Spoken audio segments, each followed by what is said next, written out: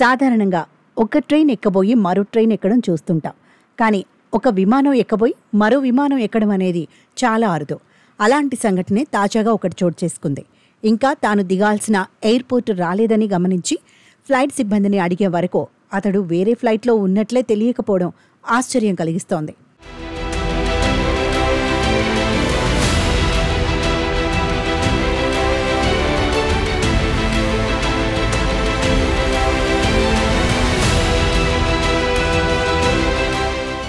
షాజహాన్ అనే ప్రయాణికుడు లాహోర్ నుంచి కరాచీకి వెళ్లేందుకు ఒక ప్రైవేట్ ఎయిర్లైన్స్లో టికెట్ బుక్ చేసుకున్నాడు.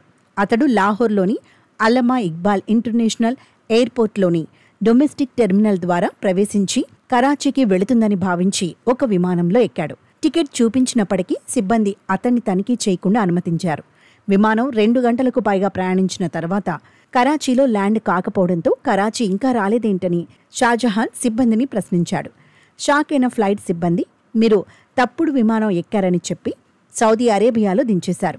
షాజహాన్ వద్ద అక్కడి పాస్పోర్ట్, వీసా లేకపోవడంతో జెడ్డాలో ఇమిగ్రేషన్ అధికారులు అతన్ని కొంతసేపు అదుపులోకి తీసుకుని విచారించి తిరిగి లాహోర్కు పంపించారు. ఈ ఘటనకు కారణం లాహోర్ విమానాశ్రయంలో ఇంటర్నేషనల్ టెర్మినల్ జరుగుతున్న మరమ్మత్తు పనులే కారణమని తెలుస్తోంది. 2 అంతర్జాతీయ విమానాలను ఒకే గేట్ వద్ద డొమెస్టిక్ టెర్మినల్పై ఉంచడంతో వేరే విమానంలో ఎక్కాడు. సిబ్బంది అతడి టికెట్ను సరిగ్గా తనిఖీ చేయకపోవడం వల్ల కూడా ఈ తప్పిదం జరిగింది.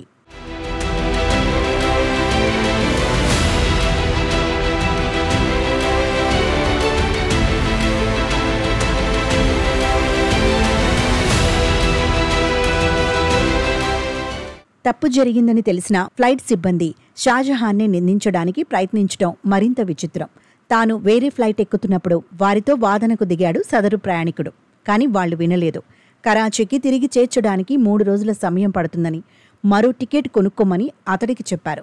ఈ ఘటనపై పాకిస్తాన్ ఎయిర్పోర్ట్ అథారిటీ దృష్టికి చేరడంతో లాహోర్ ఎయిర్పోర్ట్ మేనేజ్మెంట్ ఈ తప్పిదానికి ప్రైవేట్ ఎయిర్లైన్ను బాధ్యత వహించాలని నిర్ధారించింది. దీనిని ఘోర నిర్లక్ష్యం, అజాగ్రత్త అంటూ ఫైర్ అయింది. ఎయిర్లైన్పై చర్యలు తీసుకోవాలని PAA పౌర విమానయాన శాఖకు లేఖ రాసింది. ఫలితంగా ఎయిర్లైన్కు భారీ జరిమానా విధించింది. షాజహాన్ ఎయిర్లైన్పై చట్టపరమైన నోటీసు జారీ చేసి అదనపు ప్రయాణ ఖర్చులు, ఇబ్బందులకు పరిహారం కోరాడు.